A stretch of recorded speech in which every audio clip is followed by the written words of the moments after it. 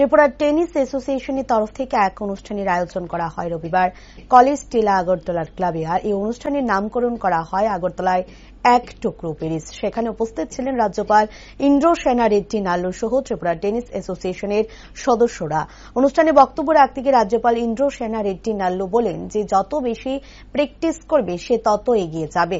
তাই ত্রিপুরা এই ছোট রাজ্য থেকে আগামী দিন ছেলেমেয়েরা আরো অনেক বেশি এগিয়ে যাবে বলে আশাবাদী তিনি। ये भी अपन जितना प्रैक्टिस करें उसके हिसाब से आ सकते हैं। तो अभी त्रिपुरा छोटा स्टेट है, फिर भी अपन आगे जाने के लिए जो स्पिरिट है वो स्पिरिट जरूर आगे ले जा सकता है। उस हिसाब से जो अभी टेनिस का जनरल सेक्रेटरी ये जो प्रयत्न कर रहे, ये प्रयत्न सफल होगा।